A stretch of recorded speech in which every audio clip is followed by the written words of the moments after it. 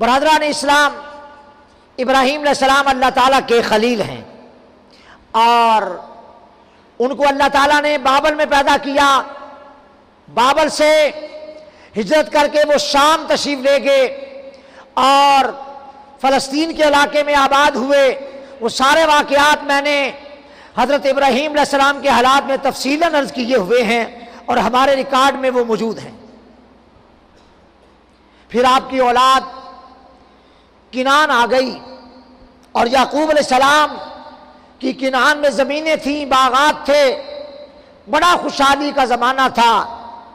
آپ نے 4 شادیاں فرمائیں۔ آپ کی ایک زوجہ کا نام لایا تھا، ان کے بطن سے اللہ تعالیٰ نے حضرت یعقوب علیہ السلام کو 6 بیٹے عطا کیے، جن کے نام مختلف کتابوں میں ان کے پروننسیشن میں، تلفظ میں تھوڑا تھوڑا فرق آیا ہے، لیکن جو صحیح ترین مجھے معلوم ہوئے وہ یہ ہیں۔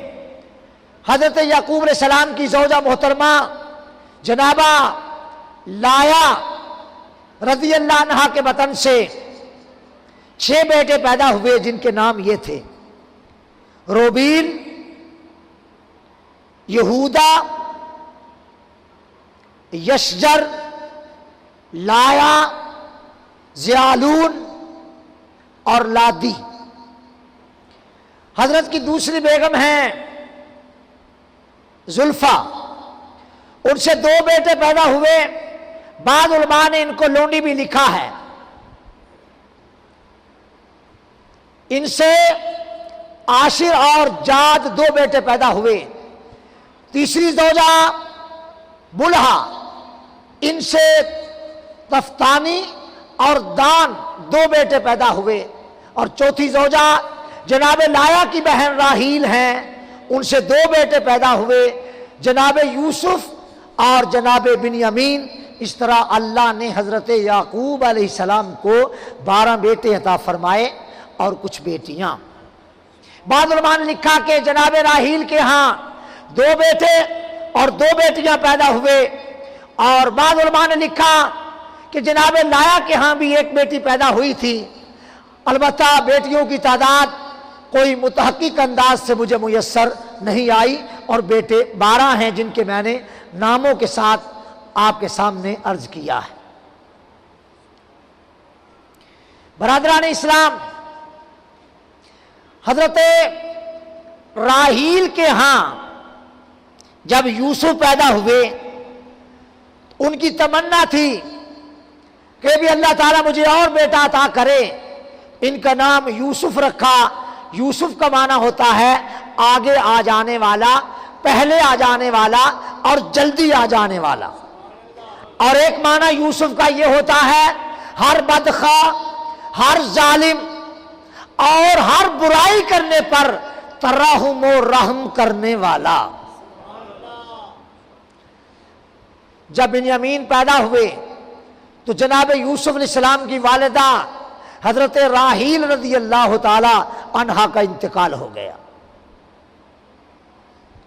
چنانچہ دونوں بیٹوں کو حضرت یعقوب علیہ السلام نے پالنا شروع کیا، اور ان کی والدہ کے انتقال کے بعد کچھ تنگی ہوئی تو اپنی بہن کے حوالے کر دیا۔ چنانچہ حضرت اسحاق علیہ السلام کی بیٹی اپنے دونوں بھتیجوں کو اپنے گھر لے گئیں، پرورش شروع ہوئی۔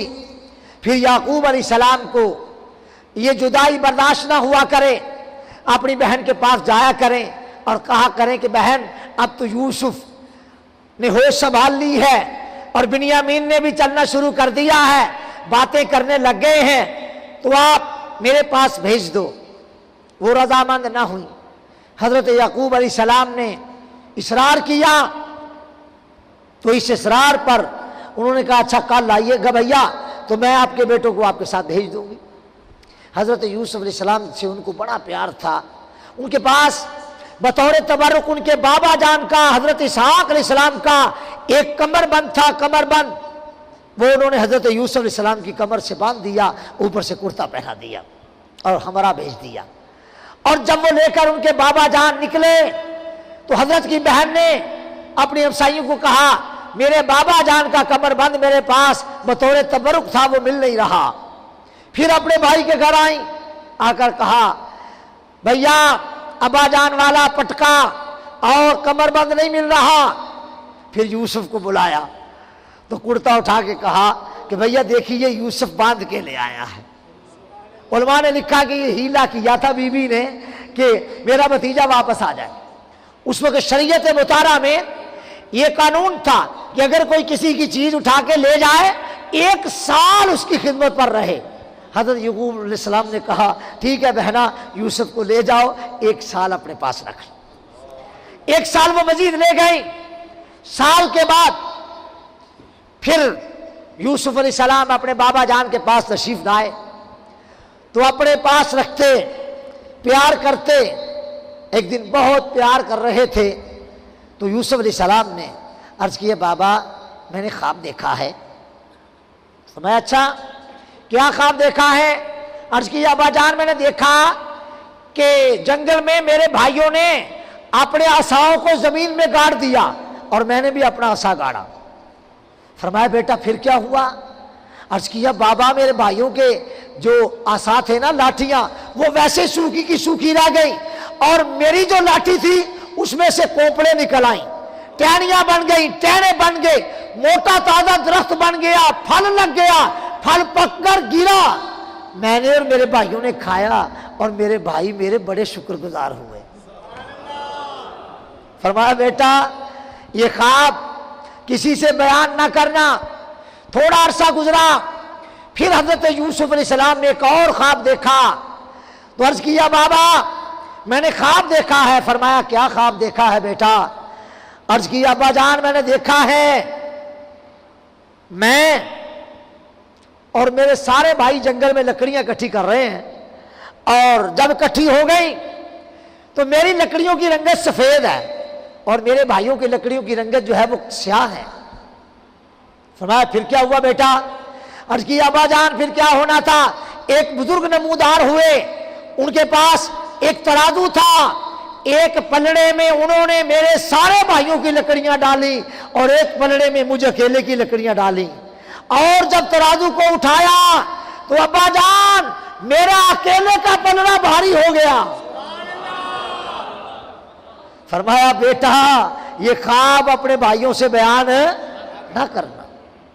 امام غزالی نے ذکر کیا ہے اور مولانا عبد الرحمن جامی نے ذکر کیا ہے، بڑے بڑے مفسرین کرام نے ذکر کیا، حضرت امام قسطلانی نے ذکر کیا ہے اور حضرت صاحب معالم التنزیل نے ذکر کیا ہے، صاحب تفسیر کبیر نے ذکر کیا ہے، مولانا اسحاق صاحب نے ذکر کیا دہلوی نے، اور مولانا غلام رسول صاحب عالم پوری نے ذکر کیا ہے۔ فرمایا بیٹا یہ خواب اپنے بھائیوں سے بیان نہ کرنا۔ کہا ابا جان نہیں کرتا۔ پھر تیسرا خواب دیکھا، یہ والا جسے قرآن نے بیان کیا ہے، اور کیا خوب انداز ہے۔ حضرت عبداللہ ابن عباس رضی اللہ تعالیٰ عنہما فرماتے ہیں کہ یہ جو تھا نا نضر بن حارث، یہ دوسرے ملکوں میں تجارت کے لیے جایا کرتا تھا اور وہاں سے اسفندیار اور رستم کے قصے لے آتا تھا اور ان کو پیسے ڈھیر سارے دے کے نا عربی میں ٹرانسلیٹ کرواتا تھا اور عربی میں ترجمہ کروا کے پھر انہیں رات کو بیٹھتا مجمع لگا کے تو ان میں قصے سناتا، اور جب لوگ قصہ سن کے جاتے روٹی ووٹی بھی ان کو کھلاتا، پھر بعد میں پوچھتا بتاؤ کہ میں اچھا قصہ بیان کرتا ہوں یا محمد صلی اللہ علیہ وآلہ وسلم، یہ کہتا تھا۔ صحابہ کرام رضوان اللہ تعالی علیہ مجمعین نے عرض کیا یا رسول اللہ آپ بھی کوئی قصہ بیان فرمائیں مزہ آ جائے۔ ابن عباس سے مروی ہے رضی اللہ تعالی عنہما۔ ادھر مشرکین نے اللہ کے محبوب علیہ السلام کی دعوت و تبلیغ سے تنگ آ کر جو اعتراض کرتے محبوب جواب دے دیتے۔